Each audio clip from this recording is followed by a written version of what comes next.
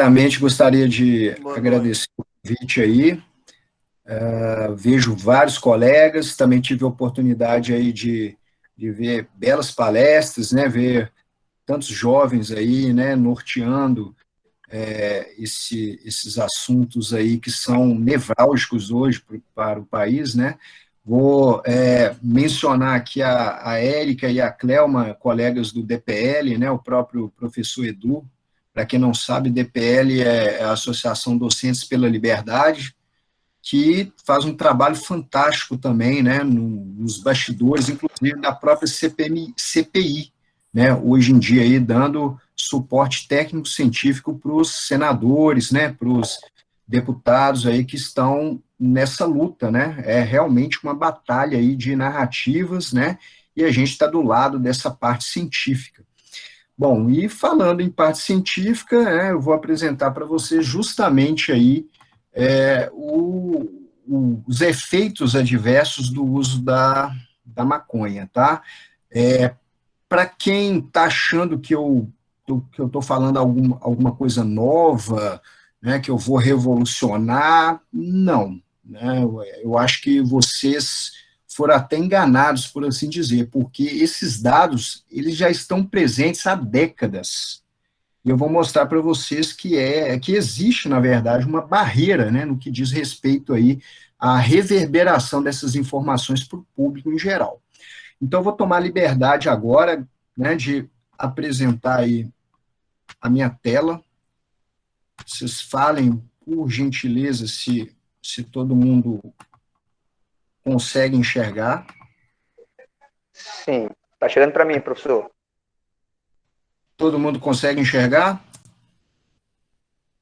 Bom, então, os efeitos Sim, o professor adversos da está respondendo. maconha, né? Sim. Cannabis sativa na saúde. É uma palestra que eu já dei para o grupo Radar. Se vocês quiserem também, né, algo textual, vocês vão encontrar nesse site aqui que eu administro e que eu coloco, né, dados sobre saúde, informações gerais, também imbuídas de cultura, de filosofia, no que diz respeito aí, inclusive o pensamento conservador, tá? Então chama anatomiafisioterapia.com. Vocês vão acessar e clicar lá, né? Vai ter pelo menos 2, 3 reportagens aí falando sobre a maconha. Bom, no geral, por que eu estou abordando aqui apenas os efeitos adversos do consumo da maconha e eu não estou falando supostamente de alguns efeitos benéficos? Bom, primeiramente porque, né, a gente já tem uma campanha absurda na mídia, né, em todos os meios televisivos, né, nas rádios, nos filmes, nos livros, né, que colocam aí a maconha como o suprassumo, o santo grau, né, do que o indivíduo, né, pode ter para expandir aí seu conhecimento, né, suas percepções. Então você vê aí uma mudança, inclusive, de paradigma, né? Antigamente, né, o maconheiro era tido como um vagabundo, né? Hoje em dia você vê aquela figura, né, daquele indivíduo místico, espiritualizado, né? Por outro lado, também você tem toda uma indústria, né, que fomenta aí, por meio de ações nas bolsas de valores, né, por meio do consumo geral em pequenos empreendimentos aí, né, e estimulam basicamente, né, o uso da maconha. Então, eu não vou falar de algo que aí já é muito propalado aí no nosso dia a dia. Eu vou falar realmente de uma outra vertente, talvez uma vertente ainda mais impactante. Bom, obviamente, né, para falar dos efeitos adversos da maconha, eu tenho que buscar dados, né, sobre isso. Então, eu fiz uma seleção de trabalhos para revisão. Só para vocês entenderem, quando aparece aquele especialista, né, a gente brinca especialista, né, de PSOL, lá na televisão, e ele fala sobre a sua opinião, né, sobre algum estudo aqui, outro estudo acolá, né, então você tem um nível de evidência muito baixo, certo?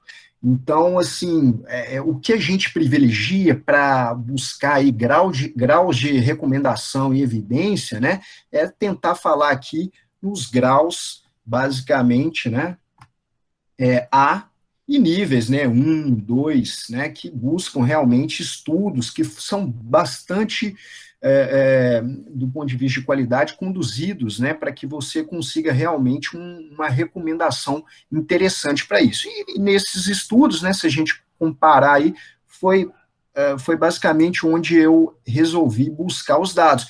Mesmo porque, se vocês clicarem no pubmed.gov, que é o site, né, para todo mundo aí que quer buscar assuntos, principalmente na área da saúde. Quer buscar artigo científico, vocês vão entrar nesse site aqui, pubmed.gov. Quer saber sobre hidroxicloroquina, ivermectina, vacina, né, se tem efetividade, se não tem efetividade, algo, vocês entram nesse site. E só para vocês terem uma ideia, olha que coisa interessante. Eu digitei aqui duas palavrinhas, tudo em inglês, obviamente, né? Cannabis ou efeitos. Então, eu peguei aqui efeitos positivos, negativos, qualquer coisa, né? Relacionada aí a cannabis sativa. E aí apareceram basicamente quase 10 milhões de resultados, quase 10 milhões de artigos científicos, comentários, editoriais, é algo impressionante, né, se a gente for considerar, né, um único tema ainda. Bom, nem sempre, né, foi assim. Se vocês observarem, a partir da década de 40, 50, existe um marco, mais ou menos em 45, no pós-guerra, pós-segunda guerra mundial, esses estudos envolvendo aí a maconha, eles aumentaram de forma, assim, impressionante, tá? Hoje você chega aqui e a gente continua, né, basicamente tendo aí um grande número de trabalhos. É algo assim, se vocês ficam 2 horas sem atualizar a página, vão aparecer 4, 5, 6 artigos científicos. É algo realmente impressionante. Isso mostra, né, para onde que a gente está caminhando, né? Existe aí um fomento muito grande em pesquisas, né, voltadas aí para se investigar os efeitos da maconha. Bom, então vamos basicamente começar aqui, né, essa apresentação mostrando um pouco da incidência mundial. Bom, as preparações psicoativas da maconha, né, popularmente conhecida aí no exterior como marihuana, têm sido utilizadas há mais de 4 mil anos para fins religiosos e médicos. Tem aí um ponto-chave na história, que foi um imperador chinês, por volta de 3 mil anos atrás, né, que ele utilizava aí a maconha para fins medicinais, né, e divulgou muito aí, né, vamos falar assim, um cultivo da maconha na Ásia, né, principalmente na China, coisas foram caminhando aí para o restante do mundo. Nos últimos 50 anos, o consumo recreativo da maconha aumentou inicialmente nos países desenvolvidos e, a partir daí, chegou também a países em desenvolvimento, como o Brasil. Em geral, dados retirados aí da ONU, tá? Nós tínhamos em 2016 cerca de 181 milhões de usuários, que corresponde, né, a um número relativamente alto, né, 4% da população global. Engana-se quando vocês acham que o Brasil, né, ele figura aí numa posição coadjuvante no que diz respeito ao cultivo da maconha, ao uso da maconha. Como vocês podem notar aqui, ó, cerca de 4% da população brasileira, né, consome ou consumiu maconha nos últimos tempos. E esses dados são importantes quando a gente observa que o Brasil ele está nos top 3, né, em consumo tanto de crack quanto de maconha. O Brasil não é mais, foi algumas décadas atrás, mas ele não é mais rota apenas, né, de drogas, ele é destino final para drogas, né, como cocaína, como maconha, como mais recentemente, inclusive, metanfetaminas. E o que chama atenção é que, se vocês observarem aqui, ó, Estados Unidos tem mais de 8% da população, né, como tida como consumidora, né, não só Estados Unidos, como Canadá, grande parte da Europa, Austrália, né, o que corrobora, né, com os dados que a gente vê que relaciona, né, o consumo da maconha ao grau de desenvolvimento, né, ao aumento do IDH do país. Mas esses países, você tem uma certa estabilização no consumo, o que é diferente no Brasil. Né? Desde 2005, a gente está vendo aqui um aumento progressivo, né, no consumo da maconha aí. Eu falo da minha experiência, né, como jovem aí, eu formei no ensino médio em 97, se não me engano, foi 97. Então, assim, o consumo da maconha não era uma realidade muito próxima, você teria que buscar insistentemente algo desse tipo, o que é diferente hoje em dia, né? Eu posso fazer essa pergunta aí de forma objetiva ou subjetiva para vocês aí, né? E vocês vão relatar justamente isso, né? As drogas, elas são muito próximas da gente, né? Algo que, de certa maneira, é mais recente atualmente, certo? Então, a tendência é o aumento realmente do consumo de maconha e de outras drogas também por tabela no Brasil. Bom, vamos comparar o perfil do usuário tanto no exterior quanto no Brasil. Nos Estados Unidos, o pico de prevalência em jovens, né, em 1979, chegou, né, após aí a revolução sexual, né, aquele movimento hippie, né, aquelas coisas que advêm, né, com grande parte dos problemas do mundo aí, né, da década de 60, né, notadamente, né, no ano de 68, e a partir daí, né, teve um declínio e um novo ritmo de aumento a partir da década de 90.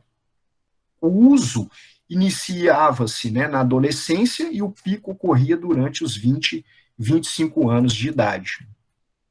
E normalmente esse usuário, esse consumidor, ele vai ter um declínio do uso quando ele adquire um emprego em tempo integral, quando ele casa, quando ele tem filhos, ou seja, quando vai assumindo, né, maiores responsabilidades.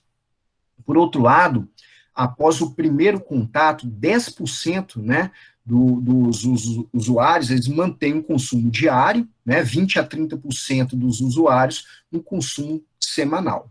Vamos entender esse contexto agora no Brasil, né, observando questões relacionadas aos sexos, né, a idade, enfim. Esses dados foram retirados de uma página chamada de empad.org.br. Excelente, você consegue realmente informações bastante atualizadas sobre isso. Tá? Então, o que chama atenção aqui no começo é que os homens consomem mais de 3 vezes, né? 3 vezes mais homens consomem maconha se comparado às mulheres, né? Tanto se você discriminar para o uso na vida quanto ao uso no último ano, certo? Então isso chama bastante atenção, essa prevalência, né, enraizada aí no sexo masculino, né? E é interessante quando a gente pega que 7% da população adulta, né, já experimentaram maconha alguma vez na vida. Corresponde mais ou menos 8 milhões de brasileiros. Desses usuários adultos, 40% são considerados dependentes da droga. Então, a gente pode aí direcionar que é realmente um problema a ser combatido aí no país, né? Considerando o maior consumo entre os jovens, qual a idade envolve maior experimentação? Então, vocês lembram que nos Estados Unidos isso ocorria por volta dos 20, 25 anos de idade? Olha esse dado também retirado do INPAD.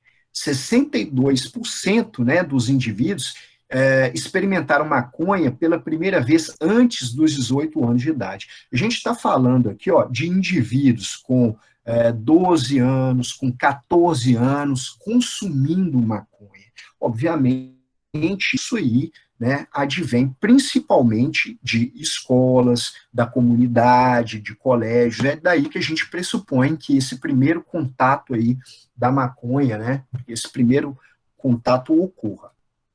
Existe discrepância no consumo entre as regiões do país? Existe. Né, se a gente considerar aqui, principalmente ó, no Sudeste, como era esperado, né, e também no Centro-Oeste. Né, eu imagino, né, isso aí é uma opinião pessoal, eu imagino que no Centro-Oeste tenha muito relação, né, com os limites, as fronteiras do Brasil com países também de grande produção aí da droga. No Sudeste está muito atrelado, principalmente, né,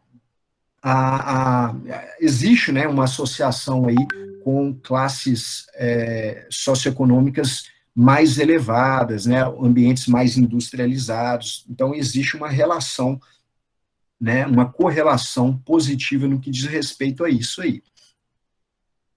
Bom, vamos ver aqui alguns dados para o Nordeste, né, já que a gente está comentando daqui, né, especificamente do Rio Grande do Norte, apesar de termos, né, colegas aqui praticamente de todo o país. Né. Eu vou pegar um estudo de Leão e colaboradores em 2017, que ele é muito assertivo, porque ele buscou avaliar, né, os riscos de estudantes entre 13 e 18 anos na cidade de Aracaju, em Sergipe. Então, o que são fatores de riscos para os jovens, segundo esses autores aí? Aptidão física, tempo excessivo na TV, consumo alto de álcool numa única ocasião, envolvimento em brigas, tabagismo, porte de armas e consumo de maconha, certo? Então, esses são fatores de risco aqui, né, em jovens dessa cidade, e olha que interessante, né? Adolescentes do sexo feminino, indivíduos de até 16 anos, teriam menores chances de apresentar dois fatores associados, que corrobora, né, dados gerais aí que a gente viu agora há pouco. E olha que interessante, as classes média e alta tinham risco de dois ou mais fatores. É algo que a gente fica pensativo, porque são jovens que têm melhores condições socioeconômicas, eles podem ter melhores estímulos educacionais, estudar em melhores escolas, mas, por outro lado, eles estavam, né, relacionados a um risco de dois ou mais fatores. Tá? Não necessariamente apenas ao consumo de maconha, mas há fatores de risco gerais. Bom, é algo realmente curioso, né? No mínimo, assim, à primeira vista, parece ser paradoxal. Depois a gente vai discutir um pouco mais sobre isso. Só que quando a gente fala de maconha, nós devemos entender onde é que ela atua, né, no corpo especificamente. Para falar disso, eu sei que muita gente aqui não é da área biológica, eu vou falar um pouco sobre o neurônio, certo? Então, neurônio, como muitos aí já devem saber, é a unidade morfológica e funcional primária principal do sistema nervoso. Né? Então, por que eu estou falando isso? Porque o neurônio, como uma célula nervosa, é uma célula capaz de transmitir um impulso elétrico que vai do corpo celular, passa por uma fibra nervosa chamada de axônio e depois vai aqui para terminais sinápticos. Esses terminais sinápticos são estruturas que contêm aqui várias vesículas sinápticas. Essas vesículas sinápticas, elas contêm neurotransmissores, são substâncias químicas. Por isso que a comunicação de um neurônio com o outro, por exemplo, ela não é elétrica, ela é eletroquímica, tá? Então ela envolve um impulso elétrico, mas ela decorre, né, da liberação de neurotransmissores, que eles ficam aqui, alojados nessas vesículas sinápticas. Então, olha que interessante. Então, esses neurotransmissores, eles vão ativar ou inibir a atividade elétrica, por exemplo, de outras células, de outras regiões, como regiões cerebrais, por exemplo. É algo bem interessante isso que a gente vê em generalidades do sistema nervoso. Mas por que eu estou falando disso especificamente? Porque muito se fala que a cannabis sativa é algo natural, porque existem os chamados canabinoides. Esses canabinoides, cerca de 100 que já foram mapeados, eles encontram realmente receptores no nosso corpo. Tá? Esses receptores estão principalmente presentes no sistema nervoso. São receptores chamados de CB1, ou canabinoide do tipo 1. Estão relacionados, por exemplo, à cognição, memória, recompensa, percepção à dor e coordenação motora. Outras regiões também possuem receptores para canabinoides, tudo bem, certo? Bom, a principal substância chamada de psicoativa, ou seja, que responde pelos efeitos aí de euforia, né, que são típicos aí do consumo da maconha, é chamada de THC, tetrahidrocannabinol, certo? Então, esse THC, ele é psicoativo. Por outro lado, ele pode ser mimetizado, ou seja, substituído pelo canabidiol. Muitos já ouviram falar isso hoje em dia. O canabidiol, ele atua na mesma região, só que ele ocupa o espaço do receptor que se ligaria ao THC, certo? E o canabidiol, ele não causa realmente esses efeitos psicoativos. Então, esse canabidiol, ele pode ser usado, né, para situações terapêuticas. Então, ele tem um potencial terapêutico que pode ser utilizado, sim, tá, na clínica em geral, em algumas condições, certo? No geral, né, a maconha, por meio desses constituintes, vai atuar em várias regiões no cérebro, tá? Hipotálamo, nos gânglios basais, na verdade, o termo aqui é núcleo da base, né? Usando aqui a anatomia mais honesta, por assim dizer, na amígdala, né? No tronco encefálico, no neocórtex, no hipocampo, no cerebelo. Então, só para falar algumas coisas aqui para você, ó, cerebelo tem relação à coordenação motora, equilíbrio, aprendizado motor, hipocampo, principalmente memória, né? Aspectos relacionados à fala, né? O neocórtex tem relação aqui a funções cognitivas. Então, é algo realmente bastante interessante, porque tem uma dispersão muito grande, né, de atuação desses constituintes aí da maconha. Esse THC, né, é metabolizado no fígado, mas como ele é lipossolúvel, ele chega ao cérebro a partir da barreira hematoencefálica. Então, ele fica acumulado na gordura do corpo, então ele tem, basicamente, uma duração um pouco maior. E como ele perfura, ele atravessa a barreira hematoencefálica, que bloqueia certos medicamentos de chegarem no cérebro, o THC chega rapidamente para lá, né, e vai aí, basicamente, atuar em diferentes neurotransmissores, como glutamato, GABA, norepinefrina, né, que é a noradrenalina, dopamina, serotonina, acetilcolina, mas, basicamente, ele atua no GABA, que é um neurotransmissor inibitório do sistema nervoso. Então, o THC ele impede a liberação de GABA. Como? Bom, THC liga nos receptores canabidinoides do tipo 1, ou CB1, e inibem a liberação de GABA. Se GABA é inibidor, ele inibe o quê? Ele inibiria a liberação de dopamina, que é um neurotransmissor excitatório. Então, se você não tem inibição da liberação de dopamina, você tem mais dopamina liberada no sistema nervoso. Então, essa dopamina, ela vai causar sensação de alegria, de euforia, né? Que é o que as pessoas buscam, né? Infelizmente, né, é uma felicidade química muito temporária, muito efêmera, que essas pessoas buscam aí por algum motivo, né? E aí preciso buscar aí um professor realmente, né, um escola aí de filosofia para dissertar sobre isso, que é algo realmente interessante. O problema é que hoje em dia você tem aí plantas, né, você tem aí produtos com uma quantidade cada vez maior de THC. Por exemplo, se a maconha tem até 5%, o haxixe tem mais de 5%, podendo chegar a 20% de THC. Né? Se vocês observarem, né, nos Estados Unidos, aí, né, nas décadas passadas, a gente teve um aumento de 400%, né, na concentração de THC na maconha. Na Holanda também isso já foi observado. Isso aí vai ter uma série de implicações que eu vou mostrar para vocês.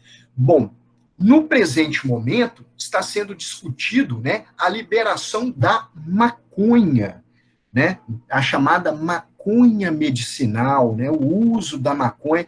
Então, eu vou falar uma coisa para vocês aqui. Antes de qualquer coisa, é muito importante vocês prestarem atenção na linguagem. Então, as pessoas não usam o termo aborto hoje em dia, eles usam interrupção da gravidez. As pessoas não usam suruba, elas usam poliamor. As pessoas não usam o termo pedofilia, elas usam amor intergeracional. As pessoas não usam o termo maconha, elas usam o termo maconha medicinal.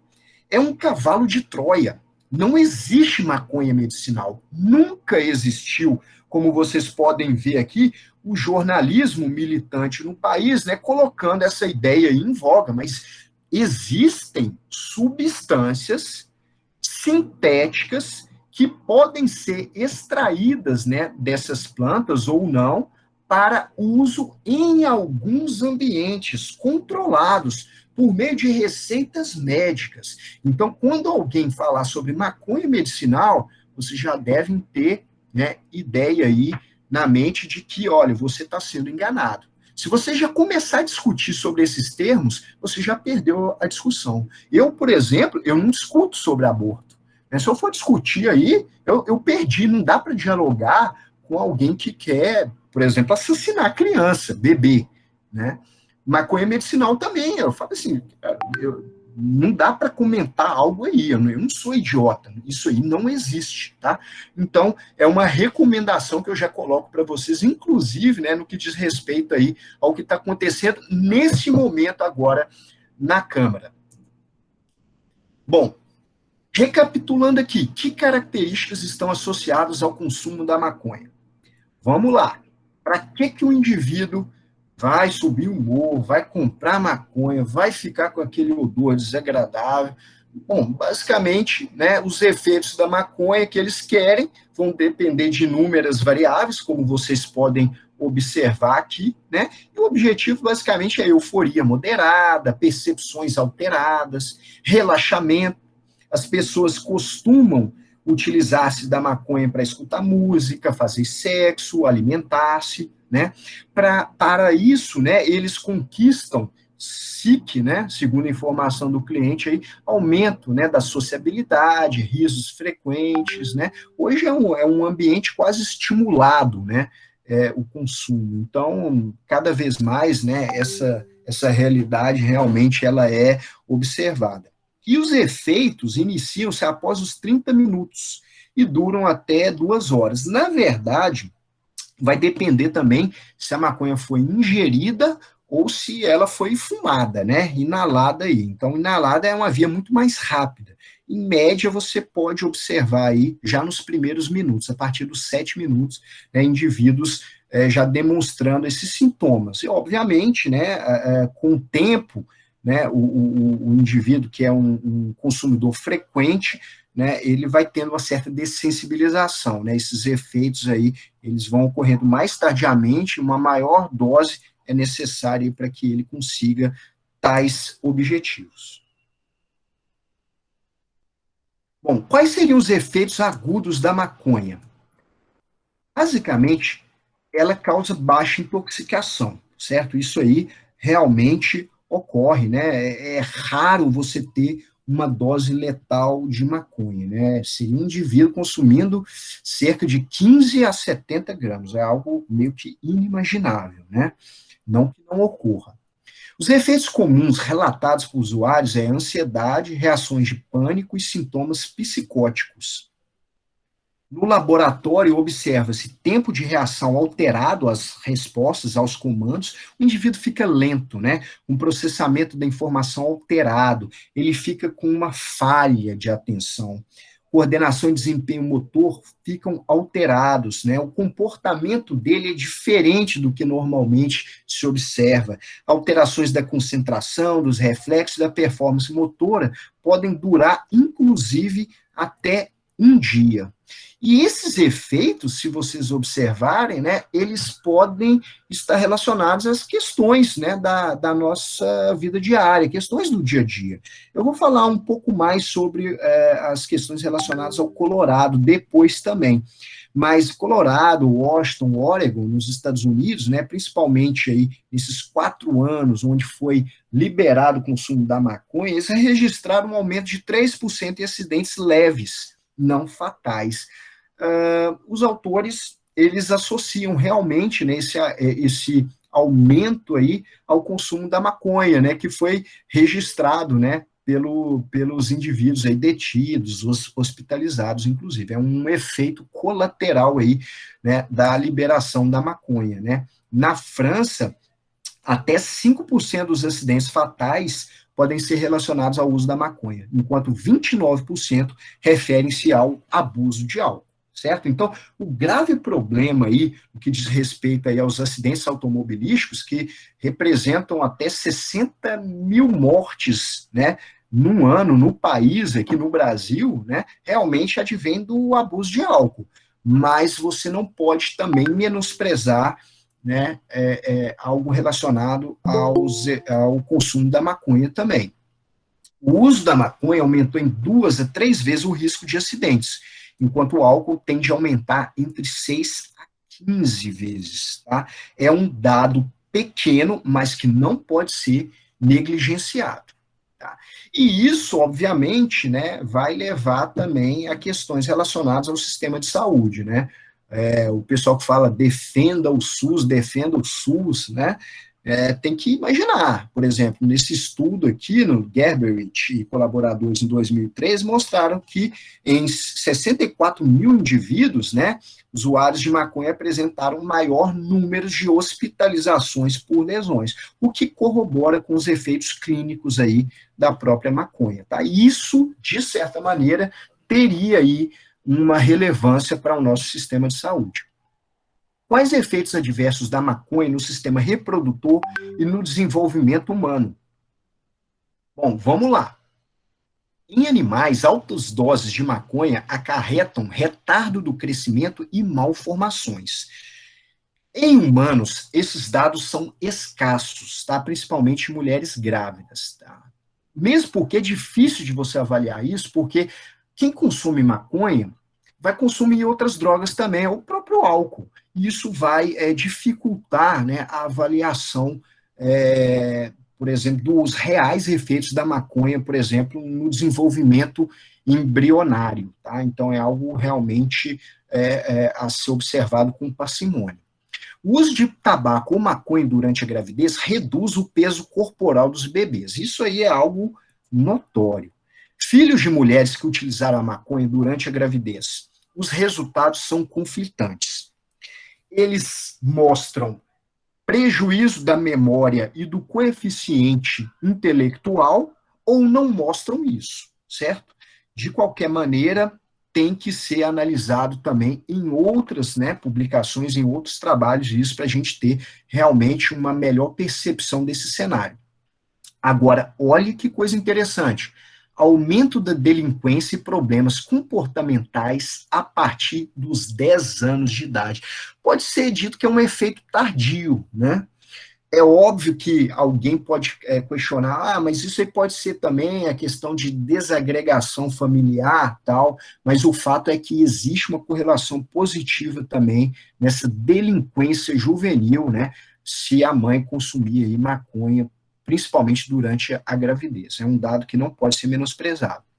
Vamos agora falar sobre os efeitos crônicos, tá? Bom, primeiro que a gente já pode imaginar é a dependência, que chega a 10% dos indivíduos e aumenta se o uso, né, se iniciou aí na adolescência ou se o indivíduo apresentou comportamento errático durante a vida, tá? No geral, 30% tornam-se usuários assíduos da maconha, né? Lembra muito aquela fala do Nelson Motta, né?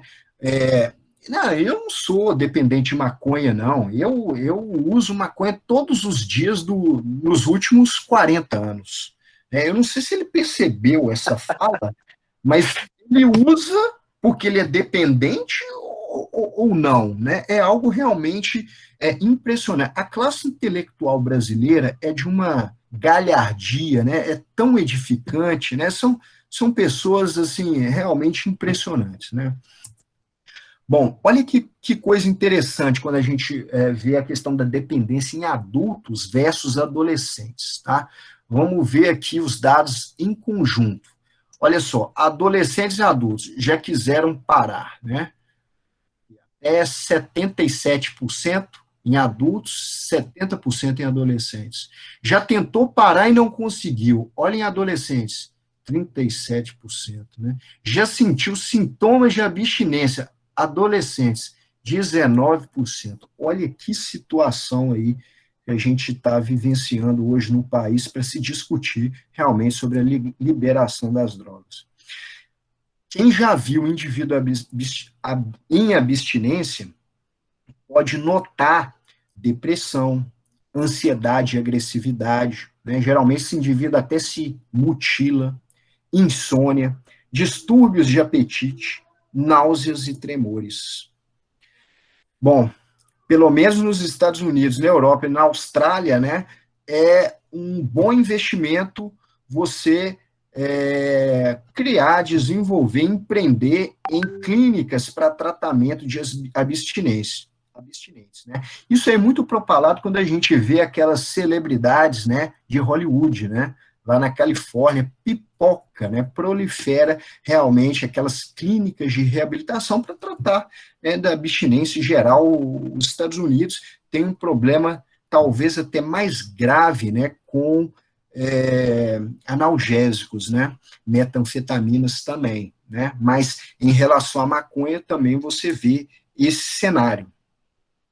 Olha que coisa interessante. Após tratamento comportamental cognitivo para dependência, apenas 15% dos indivíduos permanecem abstinentes entre 6 e 12 meses. Ou seja, existe tratamento, né? A gente tem que ter ciência disso, né? Investir em conhecimento, né? A ter também uma família disposta, né, a orientar isso aí e lidar realmente com um problema que afeta todos os membros familiares, né? Mas existe tratamento. Bom, vamos pensar do ponto de vista agora nos sistemas biológicos. Quais os efeitos adversos da maconha no sistema cardiovascular? Fala muito de cigarro, o cigarro causa isso, tal, mas você tem aumento nos sintomas de bronquite crônica, infecções respiratórias, né? A maconha exibe as mesmas substâncias carcinogênicas, ou seja, as geradoras de câncer, e mutagênicas, as geradoras de mutação, né, do próprio fumo. Pensando do ponto de vista cardiovascular, você tem um aumento de 4 a 8 vezes o risco de infarto agudo do miocárdio após 1 hora de uso, tá? Então, olha só, a gente está falando de indivíduos, né, jovens, adultos médios, adultos idosos, que têm um risco de até 8 vezes de desenvolver um infarto e, em última instância, uma parada cardíaca, né? Ninguém fala isso, né? Que coisa interessante. Aumenta a angina, aquela dor, né, angina pectoris, aquela dor no peito, principalmente em indivíduos cardiopatas. Opa, mas a maconha não é utilizada para reduzir a dor? Pelo menos em cardiopatas ela aumenta essa dor. E quanto aos efeitos adversos da maconha no sistema respiratório? Vamos lá, né? A fumaça da maconha possui 4 vezes mais alcatrão e 50% mais substâncias carcinogênicas. Olha que coisa interessante. Isso aqui é um pulmão de um indivíduo aqui, ó, fumante, tabagista, né? Demoniza-se tanto, né, o fumante, né? E aqui, ó, compara com o indivíduo normal. Mas que coisa, né? O consumo de 3 cigarros de maconha equivale a 20 cigarros comuns, com um agravador, né? O cigarro de maconha, entre aspas, ele não tem filtro, né? É algo ainda pior se você for observar isso. Então, mais de 3 cigarros diariamente de maconha causa problemas respiratórios semelhantes aos fumantes, como tosse, catarro e diminuição da capacidade para exercícios físicos. Esse pulmão, ele perde elasticidade, ele não consegue expandir. O indivíduo vai ter um sofrimento, né, para ventilar aí, né, o pulmão e, obviamente, né, executar as trocas gasosas. O uso crônico da maconha está relacionado, então, ao maior risco de DPOC, a doença pulmonar obstrutiva crônica. E quais efeitos adversos da maconha na saúde oral? Ora, ele está lá, né, colocando aí, né, o cigarrinho na boca o tempo todo, né? Vamos descartar qualquer coisa relacionada aí, né, a infecções gerais, principalmente, né, nessa época aí de hoje, né? Mas esse estudo aqui de 2017 mostrou que o uso de drogas ilícitas provocou lesões na mucosa oral, levou a um declínio do fluxo salivar e provocou maior perda de dentes, né? aumentou também a incidência de periodontites, né? Então, prato cheio aí, né, para o profissional da odontologia, o indivíduo que consome maconha aí diariamente. E quanto aos efeitos adversos da maconha no sistema nervoso central, ou seja, no encéfalo, na medula espinal. Alterações cognitivas sutis foram observadas em usuários de longo prazo. Esse estudo de Bloch e colaboradores de 2002, então eles não observaram muita coisa. Por outro lado, em usuários pesados de maconha, foi observado déficits em aprendizado verbal, memória e atenção. Agora, eles eram causados pelos efeitos agudos, residuais ou pela exposição acumulada de THC no organismo, né? Não foi feito um estudo prospectivo a longo prazo para você observar, né, se o organismo tinha esse aumento da concentração de THC disposta, né, em todo o organismo aí. Bom, será que o indivíduo recuperaria os déficits cognitivos após cessar o consumo? Sim, ele consegue recuperar em parte, mas após 2 anos, tá? Então ele tem que parar 2 anos de fumar para depois ele recuperar parcialmente, tá? Todos esses déficits cognitivos aí que ele vai apresentar, né? Também foi observada em indivíduos alterações cerebrais no fluxo sanguíneo do cérebro, alterações no fluxo sanguíneo, né, cerebral, e no eletroencefalograma. Num estudo, né, de 2000, uma amostra relativamente pequena, foi realizado por meio de ressonância magnética, né, a avaliação do cérebro de indivíduos que usaram maconha antes dos 17 anos de idade. Eles apresentaram uma redução do volume cerebral total e do percentual de substância cinzenta cortical.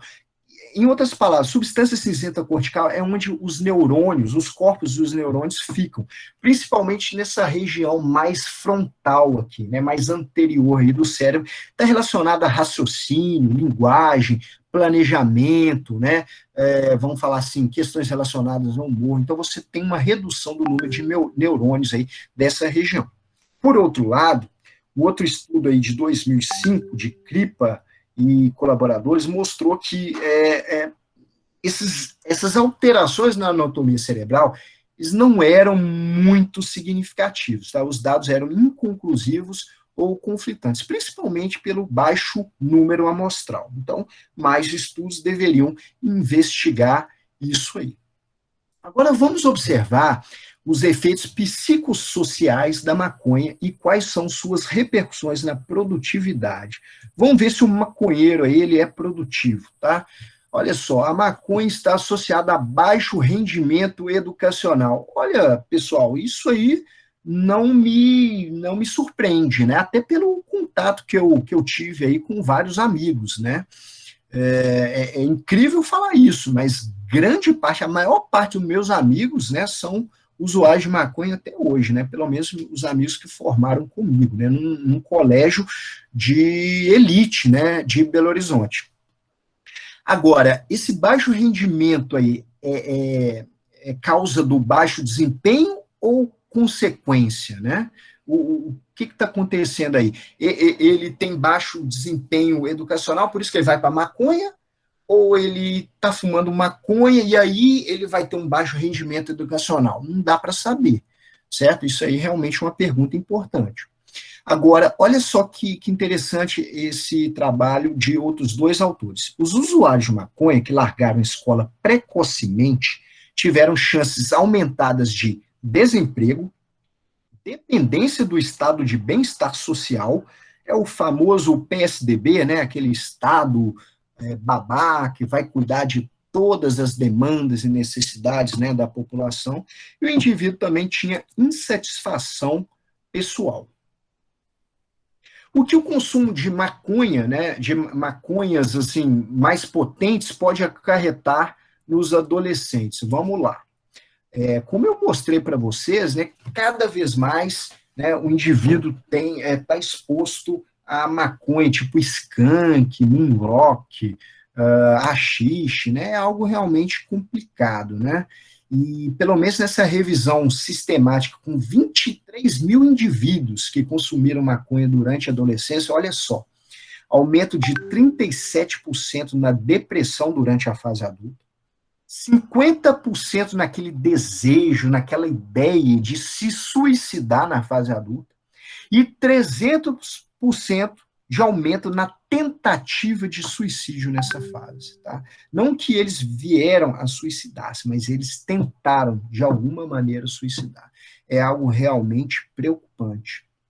Não houve associação entre o uso de maconha e desenvolvimento de ansiedade, e os autores concluíram que o consumo de maconha é um grande problema para a saúde. Estratégias públicas deveriam prevenir o uso da droga, especialmente durante a adolescência. Minha pergunta, é isso que a gente está vendo hoje em dia lá no Congresso? É isso que a gente vê nas universidades?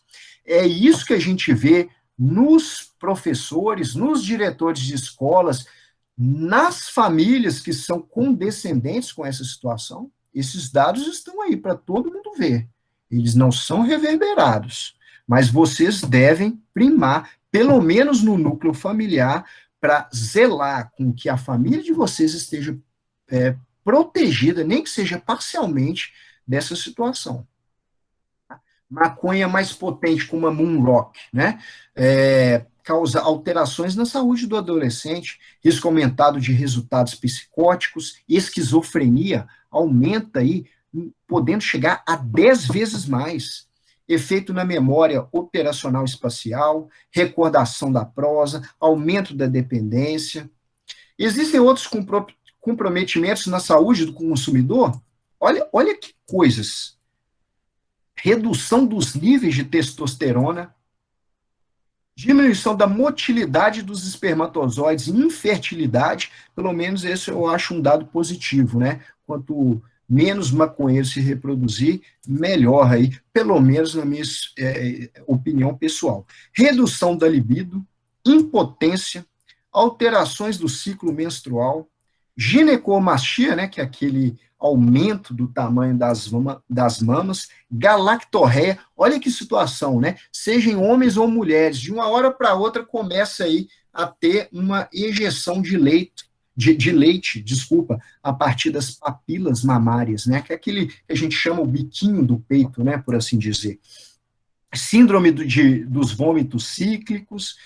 É uma beleza o consumo de maconha, né? Vamos liberar realmente. Qual a relação da maconha com outras drogas ilícitas? Bom, pelo menos nesse estudo muito grande, né, realizado nos Estados Unidos, na Austrália, na Nova Zelândia, né, especialmente em idades precoces, a maconha tende a levar ao uso de heroína e cocaína. Por quê? É o mesmo mercado negro. Tem a mesma farmacocinética, né, a mesma propensão farmacológica, atua nos mesmos, né, receptores. Então, por isso que se fala que a maconha é a porta de entrada para outras drogas, né? Então, cannabis, heroína e cocaína agem no mesmo local do cérebro, né? Olha esse estudo da Alemanha, correlacionou a maconha 90% com álcool, nicotina, cocaína, estimulantes, alucinógenos. Então, a maconha tem realmente associação com outras drogas lícitas ou ilícitas, né? Esse estudo é brasileiro, é um estudo qualitativo. Ele mostrou fatores que levam, né, com que o usuário de crack, né, eles combinem com a maconha no país, né? Então, eles estão usando crack e logo eles fumam, por exemplo, maconha, para supostamente proteger dos efeitos indesejáveis, né? Porque acredita-se, tá? Foi feito a partir de um questionário, que o consumidor de crack, também consumindo maconha, ele tenha uma melhora do apetite, do sono, da ânsia pelo próprio crack. E os autores sugerem investigar a combinação como estratégia para dirimir os danos associados ao crack no futuro próximo, certo? Qual é a relação da maconha com o estado mental do indivíduo? Né? Eu falei no sistema nervoso, mas vamos falar das desordens mentais, né? Então, aqui, 2 a 4 vezes maior a chance de desenvolver esquizofrenia, outros estudos apontam 10 vezes, o risco aumenta 3 vezes com a maior frequência, né, de uso. Esse estudo de 2002 mostrou 13% de redução em esquizofrenias se a cannabis tivesse sido evitado. É um dado extremamente relevante para a psiquiatria, né? Para a psicologia também. Aumento de suicídios, aumento de surtos psicóticos. Bom, vamos ver aqui, né, esse fluxograma, né? A maconha, principalmente aqui, né, quando o indivíduo tem predisposição genética, ó, pode levar a psicose, desce na memória e aprendizado, né, leva a anormalidades na percepção, risco de depressão, aumento de ideias suicidas, uso de outras drogas ilícitas, psicose de início precoce, que leva a piora dos sintomas, maior frequência de surtos e, né, aí sim a piora dos sintomas psicóticos, né? Isso aí foi obtido por meio de um fluxograma do trabalho de forte colaboradores desde 2007, né? É algo que a gente tem que considerar. A palestra não fechou se eram os efeitos biológicos, né, adversos aí. Então, eu falei o seguinte, por que não falar um pouquinho do impacto financeiro do consumo da maconha, né? Fora o indivíduo que vai gastar o próprio dinheiro, né, com a maconha, os custos relacionados ao consumo da maconha são baixos se comparado ao uso do álcool, do cigarro ou outras drogas ilícitas. Isso é verdade, né? Agora, esse estudo aqui, né, australiano, ele mostra que o gasto é baixo, né, e 10% do gasto está relacionado entre as drogas ilícitas, né, especialmente no Brasil, né, é uma droga barata, né, ela tem um acesso fácil, assim como o crack também. Agora, e os gastos do SUS, né, relacionados aí com os dependentes químicos? Olha, eles chegaram em 9,1 bilhões de reais entre 2005 e 2015. Defenda o SUS, mas o SUS está gastando cada vez mais, né, com dependentes químicos aí.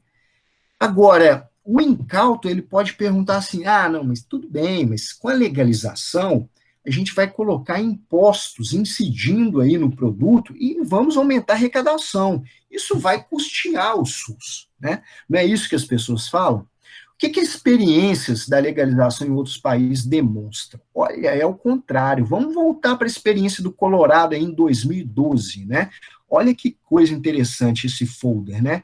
Onde a proibição acaba, o divertimento começa, né? A alegria, a diversão se inicia. Vamos ver se iniciou.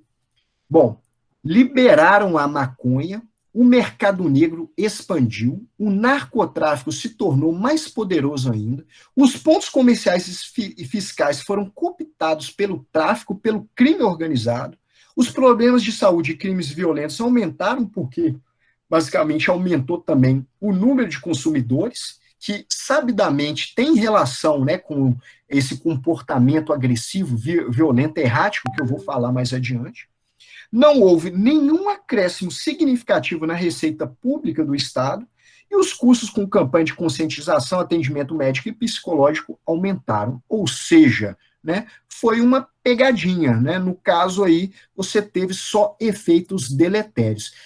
Mas isso aí foi nos Estados Unidos, onde o consumo é alto, foi nessa região aí do Oeste.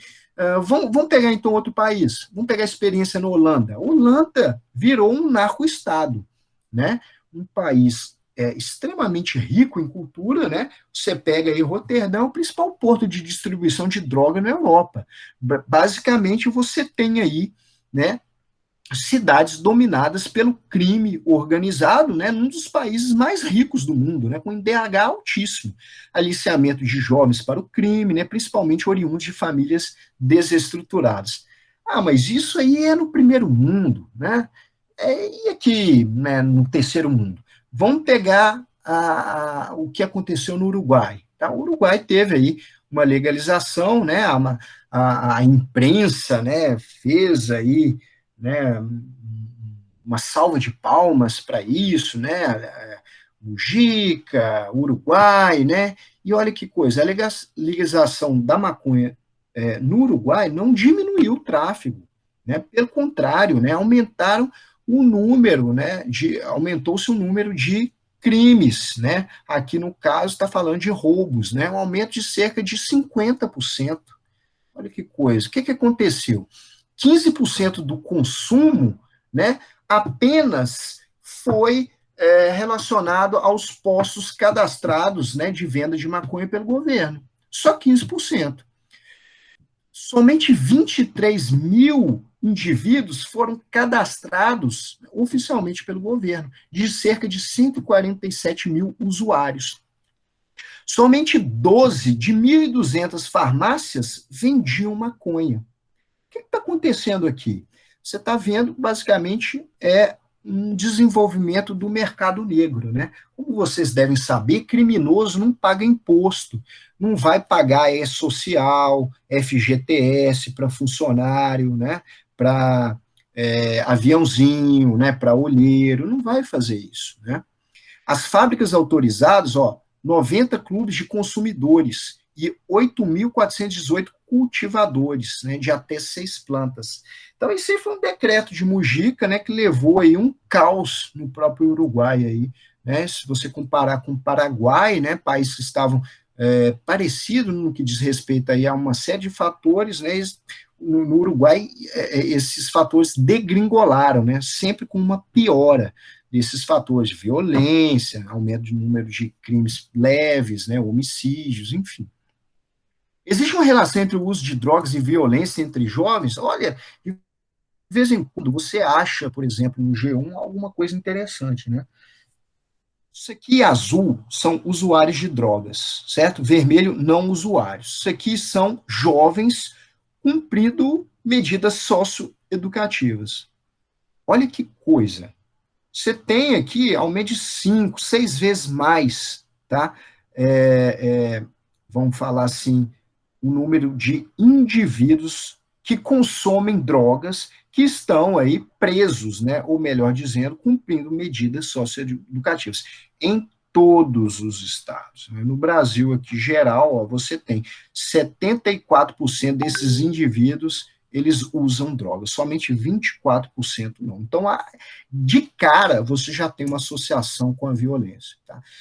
Mas o problema é a guerra contra as drogas. Que guerra contra as drogas? Essa guerra não existe mais, né? Desde 2015, né, os gastos com segurança pública, no geral, eles estão diminuindo, né? Eu lembro nessa palestra do doutor Odinei Dreger, que é um juiz conservador, olavista, tá? Aqui do Rio Grande do Norte. E ele falou categoricamente isso, né? Ele mostrou os dados, inclusive mais atualizados. Essa guerra contra drogas não existe. Você tem um sucateamento, né, das polícias, tá? Da segurança pública em geral. Então, a redução, né, do aporte financeiro no combate aí à criminalidade, né, isso aí está facilitando aí a dispersão das drogas, ainda mais se a gente considerar, né, principalmente o governo Fernando Henrique Cardoso, que propiciou aí fronteiras porosas aí no Brasil, né, as fronteiras secas foram completamente abandonadas, tá? Então, é uma situação muito complicada, e se a gente for pegar tudo isso que eu falei, eu acho que até ultrapassei o prazo aqui, né, em alguns minutos, mas se a gente colocar tudo numa balança, você tem aqui, aumento do acidente de trânsito, dependência, desordens respiratórias, cardiovasculares, sintomas psicóticos, pobres resultados educacionais, uso de outras drogas ilícitas, aumento da violência, aumento dos gastos, né, com os dependentes químicos.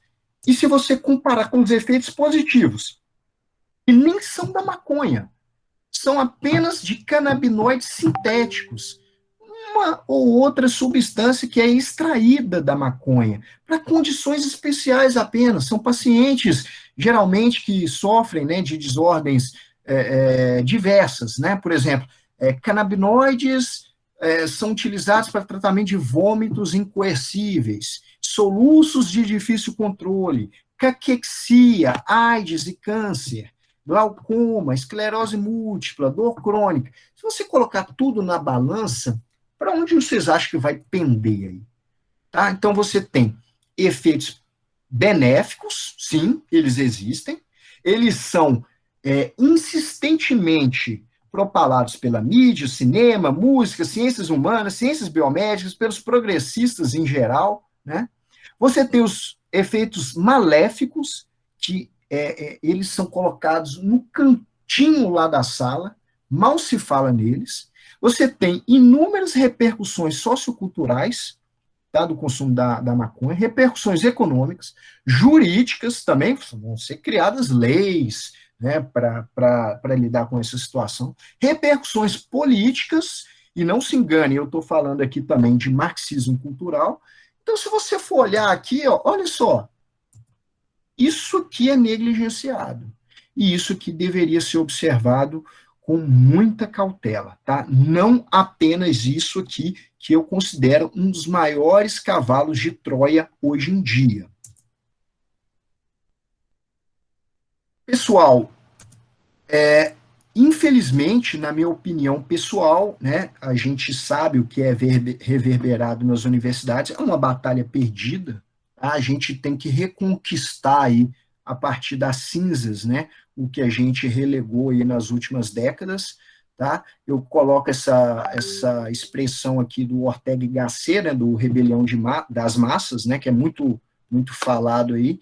Aquilo que será vivido amanhã nas ruas e nas praças depende do que se pensa hoje nas universidades.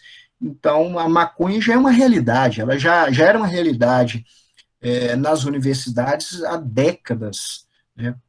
E hoje é uma realidade no dia a dia, né? Então, o que a gente tem que fazer realmente é aquele trabalho, né? Aquele contato de formiguinha, né? Todo mundo conversando um com o outro, passando essas informações, passando palestras. Existem informações, elas que não são faladas, né? Mas a verdade é como uma vela, né? Num ambiente escuro, né? Por mais tenebroso, né? Sombrio que seja, essa verdade vai iluminar. Então, eu gostaria que vocês, como agentes aí de retransmissão dessas informações, observem depois isso, principalmente acessando o site aqui, o anatomiafisioterapia.com, onde vão observar essa reportagem, essa coluna, né, dessa apresentação aí, redigida num aspecto um pouco mais lúdico, para que qualquer um possa ter acesso, ok?